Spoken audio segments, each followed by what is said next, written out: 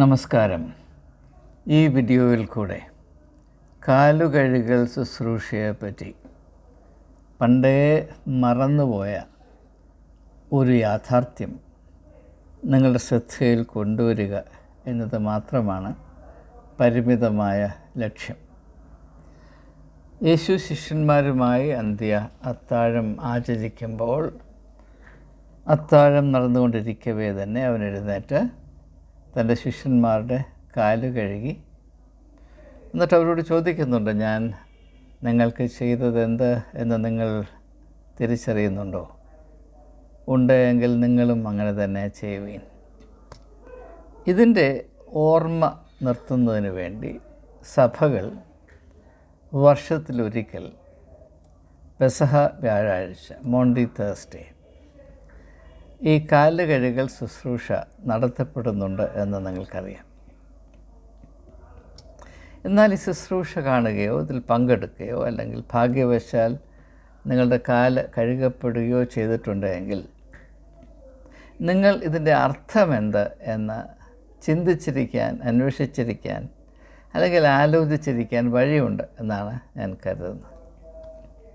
ദുഃഖമെന്ന് പറയട്ടെ, ഈ കാലുകഴുകൽ ശുശ്രൂഷ ഒരു ചടങ്ങെന്ന പോലെ ആചരിക്കുന്ന പുരോഹിതനോ മെത്രാനോ അതിൻ്റെ അർത്ഥം മനസ്സിലാകുന്നില്ല എന്നതാണ് പൊതുവേ എൻ്റെ അനുഭവത്തിൽ നിന്ന് എനിക്ക് ബോധ്യമായിട്ടുള്ളത്. അതുകൊണ്ട് അതിനെപ്പറ്റി ഒന്ന് രണ്ട് വളരെ ലളിതമായ കാര്യങ്ങൾ നിങ്ങളുടെ ശ്രദ്ധയിൽപ്പെടുത്തുക മാത്രമാണ് ഇപ്പോഴെൻ്റെ ലക്ഷ്യം.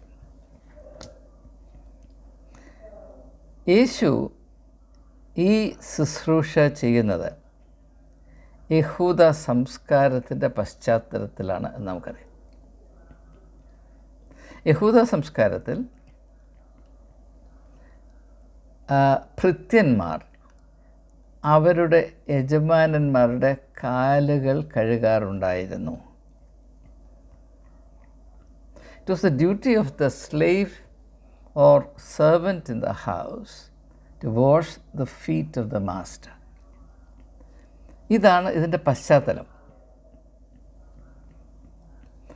ആ ഒരു സാമൂഹ്യ സമ്പ്രദായത്തെ, സാംസ്കാരിക സമ്പ്രദായത്തെ യേശു ഈ അത്താഴത്തിൻ്റെ ഘടനയിലേക്ക് കൊണ്ടുവരികയാണ്. ഇത് വളരെ ശ്രദ്ധിക്കണം. ഇത് മനസ്സിലാക്കുമ്പോൾ മനോഹരമാണ് എന്ന് നിങ്ങൾക്ക് മനസ്സിലാകും. നമ്മളിപ്പോൾ ഒരു ചടങ്ങെന്ന നിലയിൽ പുരോഹിതന്മാർ അല്ലെങ്കിൽ മെത്രാന്മാർ തിരഞ്ഞെടുക്കപ്പെട്ട ചില ആളുകളുടെ കാലുകൾ കഴുകുന്നു. അത് നമ്മുടെ സംസ്കാരവുമായി യാതൊരു ബന്ധവുമില്ല. യേശു വന്ന് തൻ്റെ ശിഷ്യന്മാരുടെ കാലുകൾ കഴുകിയപ്പോൾ അവർ അതിനെ എങ്ങനെ അനുഭവിച്ചു എന്നതുപോലെ ഒരിക്കലും ഒരു ക്രിസ്ത്യാനി കേരളത്തിലോ ഭാരതത്തിലോ ലോകത്തെവിടെയായിക്കൊള്ളട്ടെ അവൻ്റെ കാലുകൾ പുരോഹിതന്മാരാൽ മെത്രാന്മാരാൽ കഴുകപ്പെടുമ്പോൾ അവൻ അനുഭവിക്കാൻ സാധ്യമല്ല. അവനതിനെ ഏതാണ്ട് വിചിത്രമായ ഒരു സംഭവം, കൂടിപ്പോയാലൊരു പദവി, മെത്രാൻ്റെ കാലൊന്ന് തൊട്ടല്ലോ, വർഷം മുഴുവനും അദ്ദേഹത്തിൻ്റെ കാല് പിടിക്കലാണ് നമ്മുടെ ജോലി, വർഷത്തിലൊരിക്കൽ ഇത് കിട്ടിയല്ലോ എന്ന് വേണമെങ്കിൽ സായുജ്യമടയാം. അല്ലാതെ നമ്മുടെ സംസ്കാരവും നമ്മുടെ ജീവിത രീതിയും നമ്മുടെ കാഴ്ചപ്പാടും ഒന്നും ഇതിന് ബന്ധമുള്ളതല്ല. ഇനി ഇതിൻ്റെ പ്രാധാന്യം മനസ്സിലാക്കേണ്ടതിന് ഒന്ന് രണ്ട് കാര്യം കൂടെ പറയട്ടെ. യേശു തൻ്റെ അത്താഴം ശിഷ്യന്മാരുമായി ആഘോഷിക്കുവാനായി തിരഞ്ഞെടുത്തത് ഒരു മാളിക മുറിയാണ്, അപ്പർ റൂം. ഈ മാളിക മുറി എന്ന് പറയുന്നത് പ്രതീകാത്മകമാണ്. സമൂഹത്തിലെ യാഥാർത്ഥ്യങ്ങളിൽ നിന്ന് അല്പം വിട്ട് മാറി ഒരു പ്രത്യേകമായ അനുഭവത്തിലേക്ക് യേശുവും തൻ്റെ ശിഷ്യന്മാരും പ്രവേശിക്കുന്ന ഒരു സാഹചര്യമാണിവിടെ. നമുക്കറിയാം, യഹൂദ സമൂഹം ആ കാലത്ത് വളരെയധികം പട്ടിണിയിലും എന്താണ് പറയുന്നത്, മുട്ടിലും അരിഷ്ടതയിലും വേണ്ടതുപോലെയുള്ള സാഹചര്യങ്ങൾ അല്ലെങ്കിൽ സമ്പത്തില്ലാത്ത അവസ്ഥയിൽ ആണ് കഴിഞ്ഞത്. ഭൂരിപക്ഷം ആളുകളും നമ്മുടെ ഇപ്പോഴത്തെ ഭാഷയിൽ പറഞ്ഞാൽ ബിലോ പോവർട്ടി ലൈൻ ആയിരുന്നു. അതുകൊണ്ടാണല്ലോ യേശുവിനെ കേൾക്കാൻ വന്ന ജനം, ഒരു വലിയ പുരുഷാരം, ആരുടെയും ഒരു അപ്പക്കഷ്ണം പോലും ഉണ്ടായിരുന്നില്ല. ഒരു ബാലൻ്റെ കയ്യിൽ ഭാഗ്യവശാൽ ഒരു ചെറിയ ഭക്ഷണപ്പൊതി ഉണ്ടായിരുന്നു. ഞാൻ ആ ഭാഗം കൂടുതലായി വിശദീകരിക്കുന്നില്ല.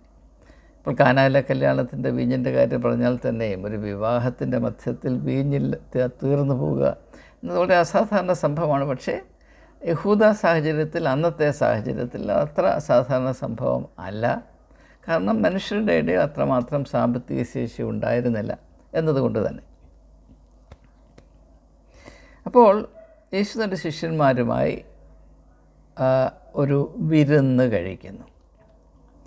ഈ വിരുന്നും ഈ മാളികപ്പുറത്ത് അല്ലെങ്കിൽ അവർ അത്താഴം കഴിക്കുന്ന ആ ഒരു സെറ്റിംഗ്, ആ ഒരു സാഹചര്യത്തിന് അപ്പുറത്ത് സ്ഥിതി ചെയ്യുന്ന സാമൂഹ്യ സാമ്പത്തിക യാഥാർത്ഥ്യങ്ങളുമായി ഉള്ള ബന്ധം വിച്ഛേദിക്കപ്പെട്ടിരിക്കുകയാണ്. അതുകൊണ്ടാണ് നാം വിരുന്ന് ആഘോഷിക്കുന്നത്. എപ്പോഴാണ് നാം വിരുന്ന് ആഘോഷിക്കുന്നത്? സാധാരണ ദിവസങ്ങളിലല്ല വിരുന്ന് ആഘോഷിക്കുന്നത്.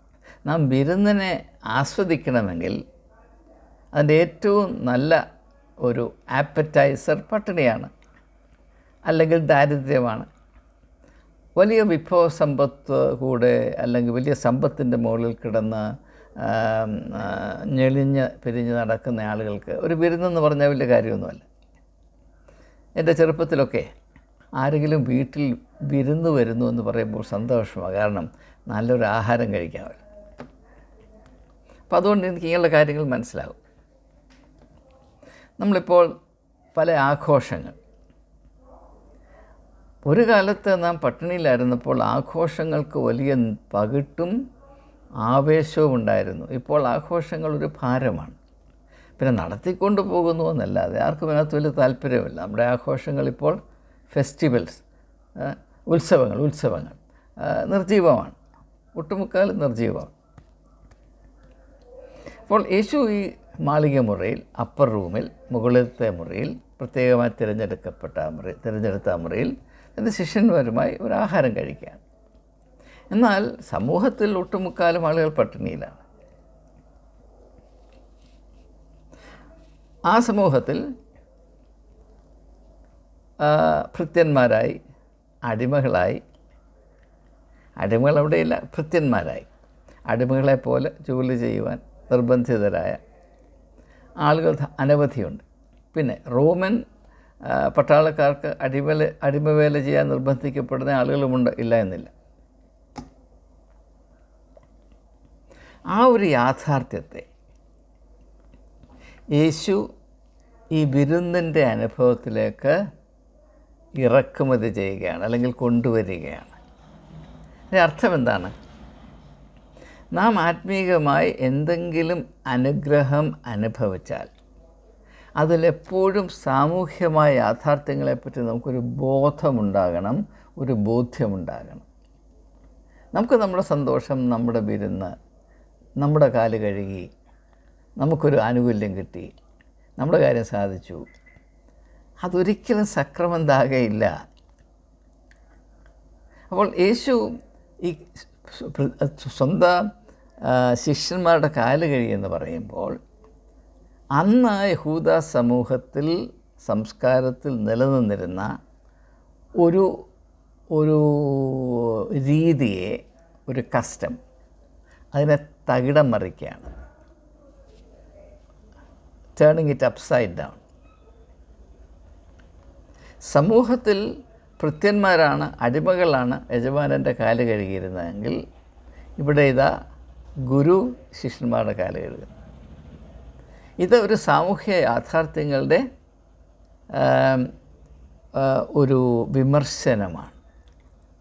There is social criticism both in the meal that is shared and in the feet washing that is undertaken. ഇതൊന്നും നമുക്ക് ബാധമേ അല്ല.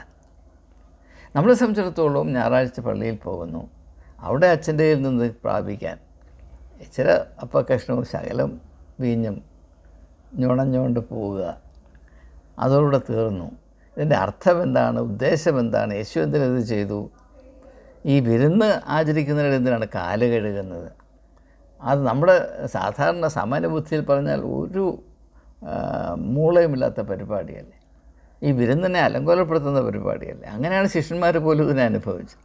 എന്നാൽ യേശു വളരെ അർത്ഥവത്തായിട്ടാണ് ഓരോ കാര്യങ്ങളും ചെയ്യുന്നത് നമുക്കറിയാം. ഈ ഒരു കാര്യവും ഈ പറയുന്ന ആത്മീയമായ ഒരു ധ്വനിയും നമ്മൾ ഞായറാഴ്ച തോറും ആചരിക്കുന്ന കുർബാനയിലില്ല. പിന്നെ കുർബാന ഇപ്പോൾ അടിപിടിയാണ് പലയിടങ്ങളിലും. നമ്മൾ വർഷത്തിലൊരിക്കൽ ആചരിക്കുന്ന കാൽ കഴുകൽ ശുശ്രൂഷയുമില്ല. ഞാൻ നിങ്ങളോട് ചോദിക്കട്ടെ, ഒരു പുരോഹിതനോ ഒരു മെത്രാനോ നിങ്ങളുടെ കാല് കഴുകിയത് കൊണ്ട് നിങ്ങൾക്ക് എന്താണ് കിട്ടുന്നത്? എത്രയോ തവണ നിങ്ങളുടെ കാലുകൾ കഴുകി കാണും. അതുകൊണ്ട് നിങ്ങൾക്ക് എന്തെങ്കിലും ഒരാത്മീയമായ ഗുണമോ മേന്മയോ അനുഭൂതിയോ ഉണ്ടായിട്ടുണ്ടോ? ഇല്ല. എന്നാൽ യഹൂദ സംസ്കാരത്തിൻ്റെയും സാമൂഹ്യമായ നിയമങ്ങളുടെയും അല്ലെങ്കിൽ താരിഫുകളുടെയും മധ്യത്തിൽ ഇത് ചെയ്തപ്പോൾ അതൊരു വലിയ അനുഭവമായിരുന്നു. ആ അനുഭവത്തിൻ്റെ ഒരു ലാഞ്ച പോലും നമ്മൾ ഈ യാന്ത്രികമായി ആചരിക്കുന്ന കാൽ കഴുകൽ ശുശ്രൂഷയ്ക്കില്ല. അപ്പോൾ വാസ്തവത്തിൽ ഈ കാൽ കഴുകൽ ശുശ്രൂഷ നമ്മുടെ സാമൂഹ്യ സാംസ്കാരിക സാമ്പത്തിക പശ്ചാത്തലത്തിൽ ഒന്ന് പുനരാവിഷ്കരിച്ചാൽ എന്ത് സംഭവിക്കണം? കാല് കഴുകുകയല്ല ചെയ്യേണ്ടത്. ഇപ്പോൾ നമ്മുടെ താരിഫനുസരിച്ച് സ്ത്രീകളാണ് അടുക്കളയിൽ പാചകം ചെയ്യുന്നത്. അത് ഒന്ന് മാറ്റി എഴുതാൻ, അതൊന്ന് തിരുത്തി എഴുതാൻ വർഷത്തിലൊരിക്കലെങ്കിലും എല്ലാ പുരോഹിതന്മാരും മെത്രാന്മാരും വിശ്വാസികളുടെ അടുക്കളയിൽ അവർക്ക് കുശലിപ്പണി ചെയ്ത് കൊടുക്കണം. അപ്പോൾ അതിനർത്ഥം ഉണ്ടാകും. അത് ഞാൻ മനസ്സിലാക്കാം. അതുപോലെ ആശുപത്രിയിൽ നഴ്സുമാരാണ് രോഗികളെ പരിചരിക്കുക. വാർഡ് ബോയ്സാണ് അവിടെയൊക്കെ തൂത്തും തുടച്ചു വിടുന്നത്. വർഷത്തിലൊരിക്കൽ പുരോഹിതന്മാരും മെത്രാന്മാരും ഹോസ്പിറ്റലിൽ ഒരു ദിവസം നിന്നിട്ട് അവിടുത്തെ രോഗികളെ പരിചരിക്കുക, അവിടുത്തെ തറ ഒക്കെ തുടച്ചു കൊടുക്കുക, അവിടുത്തെ രോഗികളോട് സ്നേഹമിശ്രണമായി സംസാരിക്കുക. അതുപോലെ നമ്മുടെ നാട്ടിൽ പാവപ്പെട്ട ആളുകളാണ് കൂലിവേല ചെയ്യുന്നത്. അതുകൊണ്ട് വർഷത്തിലൊരിക്കൽ മെത്രാന്മാരും പുരോഹിതന്മാരും കൂലിവേലപ്പണി ചെയ്യുക. ഇത് ഞാൻ പറയാൻ കാര്യം, ഞാൻ അതുകൊണ്ട് സൂചിപ്പിച്ചിട്ട് നിർത്താൻ പോവുകയാണ്. ചൈനയിൽ പണ്ട് രാജാക്കന്മാർ ഭരിച്ചിരുന്ന കാലത്ത്, അന്ന് ചൈനയിൽ വ്യവസായമല്ല കൃഷിയാണ് ഏറ്റവും പ്രധാനം എന്ന് കണ്ടിരുന്നത്. ആളുകളുടെ സന്ധിപ്പ് നിലനിൽപ്പ് കൃഷിയിൽ കൂടെ ആയിരുന്നു. അതുകൊണ്ട് കൃഷിക്ക് വളരെയധികം പ്രാധാന്യം കൽപ്പിച്ചിരുന്നു. കൃഷി സംബന്ധമായ പല ആചാരങ്ങളും ഉണ്ടായിരുന്നു.